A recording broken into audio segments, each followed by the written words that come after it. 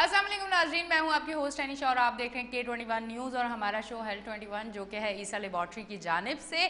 और हमारे साथ मौजूद हैं डॉक्टर मोहम्मद हसन ओज, मेडिकल ऑफिसर कराची यूनिवर्सिटी। इनको वेलकम करते हैं। अस्सलाम वालेकुम, कैसे हैं? अल्हम्दुलिल्लाह। अच्छा, मुझे ये बताइएगा कि सबसे पहले तो मैं आपको ये बताऊं कि सुबह सुबह उठ के अगर मैं जिम जाती हूँ और मैं रात को फिर भी लेट सोती हूँ और मैं रात को फिर भी बहुत सारी चीज़ें खाती हूँ टीवी देखते हुए, क्योंकि मुझे चिप्स भी चाहिए, पॉपकॉर्न भी चाहिए, सारे मीठी मीठी सारी चीज़ें चाहिए। तो आप मुझे बताएं क्या ये ठीक रहेगा कि सुबह मैं एक जाके वो क्या आम अल्फाज में क्या कसरत कर रही हूँ और फिर रात को मैं ये सब कुछ कर रही हूँ?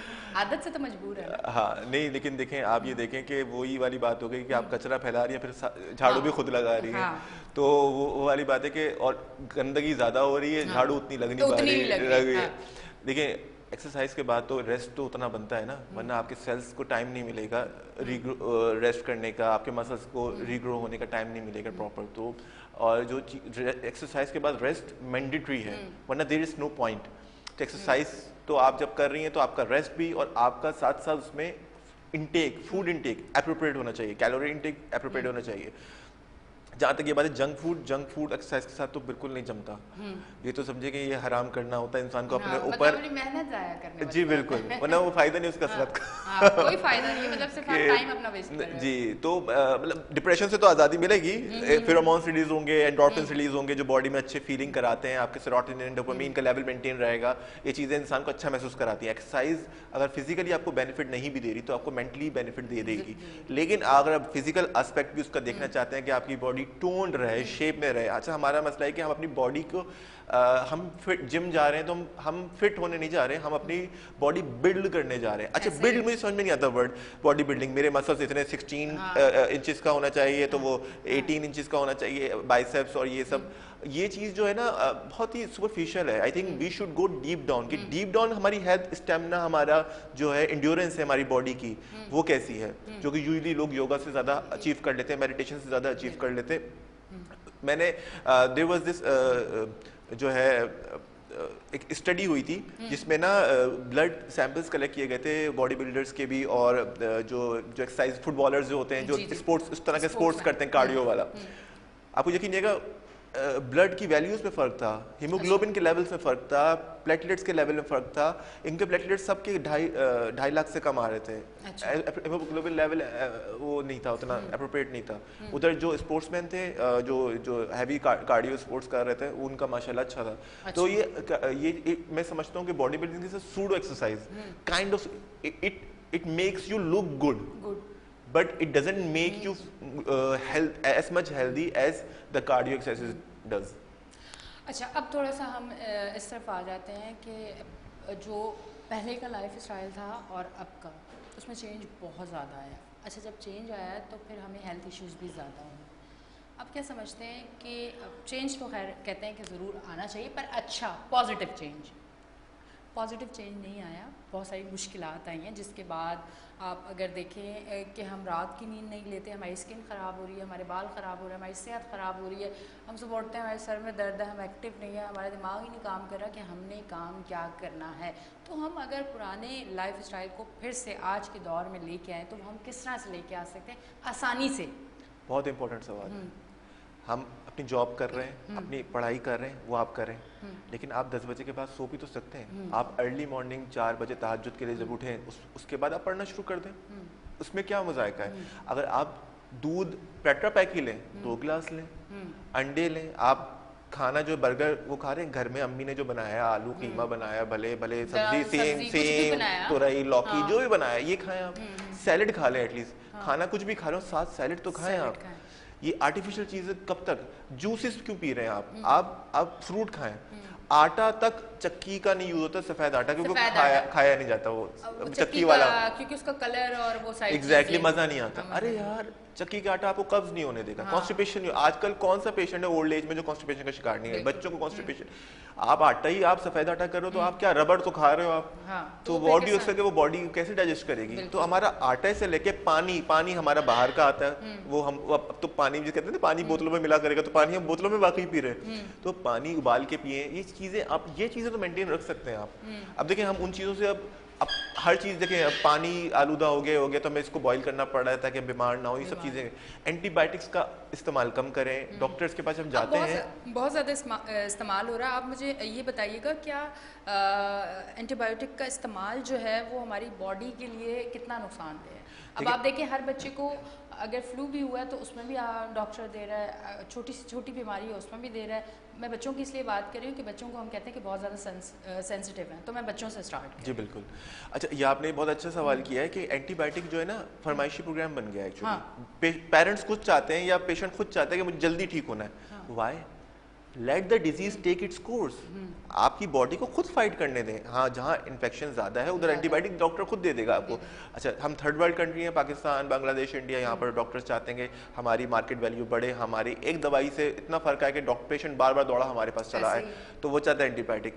Let the patient decide. ये एक अच्छा तरीका होता है कि आप पेशेंट को काउंसिल करेंगे, भाई आपके लिए एंटीबायोटिक मौजूद नहीं है, 3 दिन के बुखार रहे, 3 दिन तक सही ना हो, अगर नेचुरल रेमेडीज से, एंटी इन्फ्लेमेटरी से या पैराडोल से, then we should be going for the antibiotic.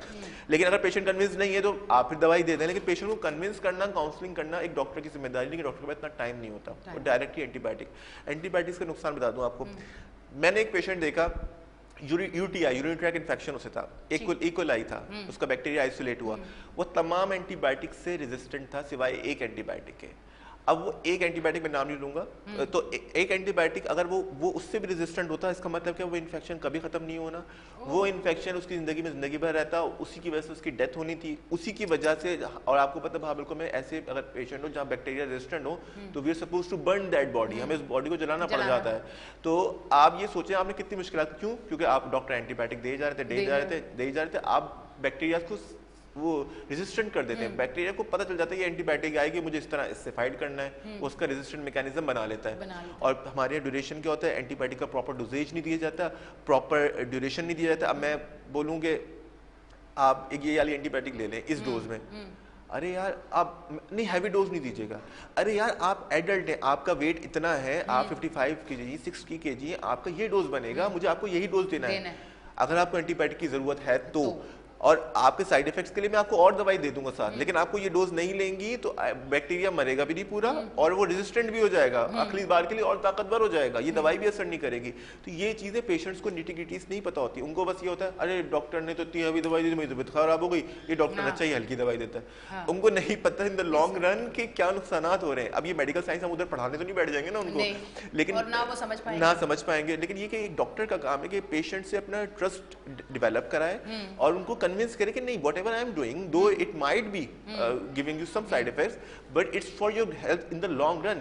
आपको लॉन्ग टर्म अच्छा देखना होता है, शॉर्ट टर्म में कुछ भी हो, हमें लॉन्ग टर्म अच्छा देखना है। अभी मुझे कितनी मुश्किलात हो, लेकिन अगर मेरी जिंदगी आसान हो रही है, उससे मुश्किलात कम हो रही है, मेरी हेल्थ अच्छी हो रही है, तो वो ज्यादा बेहतर है, ज्यादा बेहतर है। अच्छा मुझे बताइएगा, ये पहले जो है पहले दौरों में, मैं पहले दौर जब कहती तो मुझे बड़ा लगता है कि हम दोनों मैं नानी और आप दादा बैठे हुए, हम बहुत पुराने दौर की बात कर रहे हैं। अच्छा मुझे बताया कि पहले दौर में तो बड़े फ्रूट सब्जियों और इनसे जो है इलाज होता था और लोग उससे बड़ा अच्छा सही हो जाते थे। अभी भी लोग करते हैं, खांसी हो तो शहद खा लेते हैं, अभी भी थोड़ा बहुत तो बचा है, कुछ ना कुछ हमारे पास बचा है अभी भी, ठीक है। पर वो जो एक टाइम होता था कि उस टाइम फलों और सब्जियों से हर चीज़ का इलाज और ये और वो सब कुछ कावे बना बना के आपको ठीक कर दिया जाता था। अब इन चीज़ों से हम दूर हो गए। क्या ये इस तरह की बहुत हैवी डोज ले के एंटीबायोटिक ले के अब ये हल्की चीज़ें हम पे काम नहीं करती, या हम फिर से अपने आप को वैसा बना सकते हैं, अपनी बॉडी को फिर उस तरफ ले जा सकते हैं कि अगर मुझे खांसी हो रही है तो मैं सुबह क्यों ना शहद ले लूँ, और मुझे अगर सर्दी लगी तो मैं क्यों कोई कावा ना ले लूँ।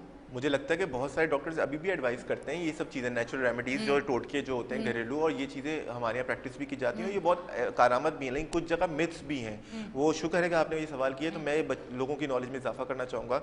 हमारे यहाँ क्या मिथ है, किसी को पस हो तो उसको बोलेंगे भाई दूध नहीं देना इससे, चावल और दूध से दूर, चावल और दूध से दूध, पस बन जाएगा, खांसी बढ़ जाएगी। नहीं होता ऐसा। अच्छा, मेडिकल साइंस ने अभी तक प्रूव नहीं किया। अच्छा ठीक है, अच्छा हो सकता है आगे जाके कोई रिसर्चेस ऐसी हो तो, लेकिन अभी तक की जो रिसर्चेस है उसमें तासीर, ठंडा गर्म तासीर का कोई कॉन्सेप्ट नहीं है मेडिकल साइंसेस में।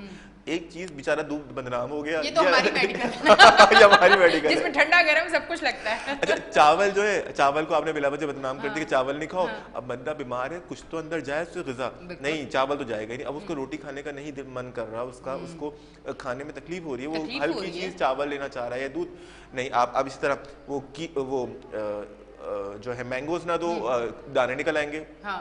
अच्छा, दानों का क्या ताल्लुक है कि नहीं का ताल्लुक मैंगोज से कहाँ से? वो तो हार्मोनल इम्बैलेंस की वजह से होता है। मतलब हम ट्रिगर हो सकता है, फूड आइटम से ट्रिगर हो सकता है, लेकिन वो एक को होगा। आप सबके लिए कुल्ली तौर पे वो कुलिया नहीं बना सकते कि जनरलाइज नहीं कर सकते उस एक स्पेसिफिक केस को। नहीं, अक्सर मैंने देखा लोगों के दाने के निकले हुए, इसने आम ज्यादा खा लिए थे और बारिश से पहले वाला आम खा लिया था। बारिश से पहले वाला, बारिश होती तो फिर तो दाने निकलते ही नहीं निकलते। ये वाली तो बहुत सारी चीजें इस तरह की बहुत सारी मिल्स हैं। अच्छा, इसी तरीके से वो जो है बर्न है, अब तो शुक्र शऊर आगे के वो पानी में नहीं डालना। अरे कोई भी बर्न हो याद रखें उसको 20 मिनट्स तक पानी में रखें। अच्छा। कहीं कोई तेजाब से जले, चाहे वो किसी चीज से भी जले, गर्म पानी हो, कुछ भी हो, तेल से कुछ से, उसको उस हिस्से को 20 मिनट्स तक पानी के नीचे रखें और कुछ नहीं करें। बाकी इलाज बाद में हो, क्योंकि अंदर स्किन बर्न होती रहती है। तो ये चीजें हमें, शुक्र है ये वाली चीज तो फिर भी मिथ से आगे निकल गई, लेकिन हमारी ऐसी मिथ्स मशहूर हैं। अभी आपने सुनते होंगे बहुत सारी जगहों पे, अरे अस्पताल ले गए थे, डॉक्टर ने मार दिया, गलत इंजेक्शन लगा दिया। ऐसे ही है, ऐसे ही है। मतलब कोई डॉक्टर उसको तब से मैंने इंजेक्शन लगवाना नहीं उसको मैं अपनी मौत मरूंगी, मैं इंजेक्शन की मौत नहीं मरूंगी। ये है मतलब लोगों की सोच है। लोग कोई उसको मारने के पैसे मिल रहे हैं। मतलब डॉक्टर क्या इतना पागल है कि मतलब वो आप नहीं, आपको मारेगा क्या? आप कोई इंडियन स्पाई हो या आपको इस मुल्क की इतनी बड़ी शख्सियत हो कि आपको मार के कोई मेरे मुल्क का नुकसान करने वाला हो? इस तरह की छोटी छोटी चीजें हैं जो लोगों को गलत पेशेंट को इस सिचुएशन में लाते हैं कि वो उसकी एंड स्टेज होता है। घर जो फिर लेके ही क्यों आए हो आप? घर में ही रखो अगर आपको पता है। आपने घर पे रखा हुआ। अब आप अच्छा, कितनी दफा ऐसा होता है मल्टीपल ऑर्गन फेलियर होता है जो हम नहीं देखें, चीजें खराब होते देर नहीं लगती है। My own brother died with dinghy. अच्छा, डेंगी था, सही हो रहा था, पेटेट्स रिकवर करे थे, अचानक से तबियत ज्यादा खराब हुई और डेंगी में शॉक और डेथ हो गई 10 दिन में वेंटिलेटर पे। अच्छा, ये मेरे साथ 2010 का वाकया है। मैं उसमें मेडिकल स्टूडेंट था, मुझे भी सबने आके बोला अरे यार अस्पताल ने मार दिया, डॉक्टर्स ने मार दिया। वो मैंने कहा नहीं, इसको किसी ने नहीं मारा, उसके नसीब ने मारा। Being a medical student, I knew the treatment is right. जो डॉक्टर को करना था वो कर रहा है। आप उसके नसीब को उससे नहीं लड़ सकते। उसकी अल्लाह ताला ने उसकी रखी हुई थी वो चीज उसकी। हाँ, तो आपको वो चीज जो है उसी हिसाब से देखनी होगी। Why should I be blaming? हमेशा हमें किसी को ब्लेम ही क्यों करना पड़ रहा है? आप उसको नसीब क्यों नहीं समझ लेते? अब उसके लिए अब ये इसमें कोई गलत जानबूझ के गलत ट्रीटमेंट करेगा? उसका तबीयत सही थी, तबीयत खराब हुई तो शॉक तो किसी वक्त भी हो सकता है। मल्टीपल ऑर्गन फेलियर किसी वक्त भी किसी के साथ हो सकता है। तो ये चीजें लोगों को नहीं समझ में आती हैं। मेरे पास डायलिसिस पेशेंट ऐसे आते हैं कि क्रिएटिनिन इतना बड़ा है, मैं मशवरा दे रहा हूँ कि भाई आपका डायलिसिस अर्जेंट जरूरत है। नहीं, मैं तो सांस भी सही ले रहा हूँ, मैं तो बिल्कुल हट्टा कट्टा घूम रहा हूँ और जो है ये मुझे जादू हुआ है, मैं अभी करवाता हूँ, अभी सही हो जाएगा। एक ये जादू है जो बहुत मसला, जादू और नजर। हाँ, बस आपके सर में दर्द शुरू हो तो आपको नजर लग गई है, आप खूबसूरत लग रहे थे तो आपको नजर लग गई है, ठीक है। सिर्फ आप ही को नजर लग रही है, बाकी मुल्कों में लोगों को हमें तो लगती ही नहीं है नजर। हमें कभी किसी ने इस तरह से देखा ही नहीं कि नजर लगे। मतलब नजर ये सोच है। मतलब देखिए, मैं ये नहीं कह रहा वहाँ पे है। हाँ, देखिए और चीजों में तो आगे बढ़ गए पर इन चीजों में नहीं बढ़े। रूहानियत होनी चाहिए और आप नजर बद से बचाएं, अल्लाह ने कुरान में आयत रखी हुई, वो सब चीजें। लेकिन उस जो सबब वो कॉज कर रहा है उसका एक साइंटिफिक इलाज भी तो करें। क्या प्रॉफिट मोहम्मद सल्लल्लाहु अलैहि वसल्लम ने इलाज नहीं किए थे? तो इलाज भी तो किए थे ना। बहुत सारी चीज़ों में शिफा है अल्लाह की। जड़ वो जो हम बता रहे थे कि लोग जो बूटियों का इलाज होता है वो क्या जड़ी बूटियाँ ही जो दवाइयाँ उन्हीं से तो बनती हैं। उसका वो स्पेसिफिक कंपाउंड वो निकाल लेते हैं और उसको टैबलेट फॉर्म में, कैप्सूल फॉर्म में आपको दे देते हैं। तो वही वो चीज़ होती है। उसमें जड़ी बूटी रॉ फॉर्म में आप पी रहे होते हैं, उसका वो बना के, उसका कहवा बना के या कुछ भी। तो ये चीज़ें जिसको हमें समझना होगा कि जो है दवाइयाँ उसी से ड्राइव हो रही हैं जो हमारी हर्बल थी, और प्रॉफिट मोहम्मद सल्लल्लाहु अलैहि वसल्लम भी फलों से सब्जियों से इलाज करते रहे और ये सब चीज़ें इलाज इन सब से हो जाता है। और किसी चीज़ का किसी वक्त, लेकिन वो टैबलेट फॉर्म में क्योंकि लोगों के पास इतने वसाइल नहीं है कि फल खरीद सकें। इतने गुर्बत में कोई 250 रुपये किलो अनार खरीदेगा क्या? कोई 250 रुपये दर्जन कीनू खरीदेगा? कोई गरीब आदमी है तो नहीं करेगा। तो फिर यही होता है कि हम सेफ साइड पे ये कहते हैं कि और फल खाना रोजाना की बुनियाद पे बहुत मुश्किल है, तो मल्टीविटामिन इसलिए देनी पड़ जाती हैं। देखिए, एक फिक्स्ड अमाउंट में vitamin C, vitamin B complex उसकी बॉडी में जाता रहे रोजाना।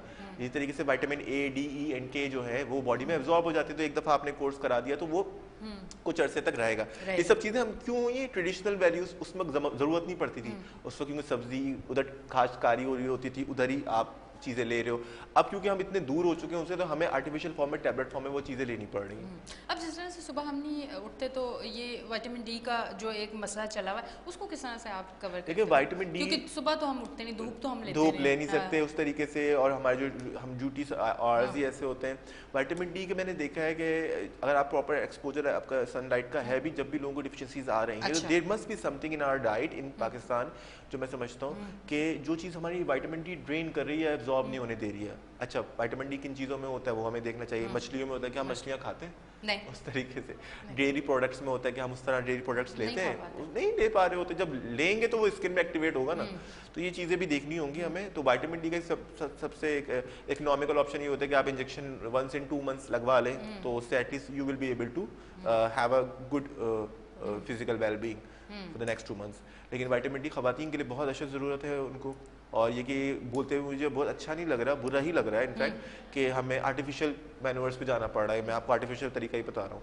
हाँ, लेकिन नेचुरली अगर हम दूध, अंडा, ये सब चीज़ें कर रहे हो, मछली खा रहे हो, कलेजी खा रहे हो, तो पहले तो आर्टिफिशियल ये सब नहीं होता। इसी सब चीज़ें पूरी हो जाती सारी चीज़ें। सुबह सुबह खेतों में उठ के औरतें निकल जाती थी और सारे अपने काम कर रही हैं। मर्द हज़रात सुबह सुबह फजर के टाइम उठ के अपने काम करने जा रहे हैं, वॉक करके दूर दूर तक, साइकिलों पे दूर दूर तक जा रहे हैं। अब वही साइकिल हमारे जिम में आ गई, जिसको जाके हम पैसे दे के हम लोग सब कुछ कर रहे होते हैं। मतलब क्या कर रहे हैं हम लोग? अगर सौदा लेना, बच्चे ने अगर दूर थोड़ा सा जाना है तो आप उसको बाइक ना दें, उसे कहें वॉक करो, ताकि क्योंकि अब आप देखिए कम उम्र में बच्चों को देखें कि कितने मतलब फैटी और कितने। अच्छा, और पेरेंट्स को होता है कि ना, जैसे कि वो बड़ा ये दुनिया को बावर करा रहे हैं कि हाँ, अपने बच्चे का बड़ा ध्यान रखना है। जितना मोटा, जितना बच्चा हैवी होगा, मोटा होगा, वो कैसे समझते हैं कि हमने बच्चे का उतना ही ख्याल रखा है। अच्छा, कम आपने बीमार कर दिया उसे। कम उम्र में अगर इतना हैवी बच्चा हो तो क्या वो डायबिटिक पेशेंट जी बिल्कुल, जी बिल्कुल, क्या कहेंगे? जी बिल्कुल। आपने उसके फैट जो है, ये ट्रंकल ओबेसिटी जिसे हम कहते हैं, ये जो पेट का जो फैट होता है,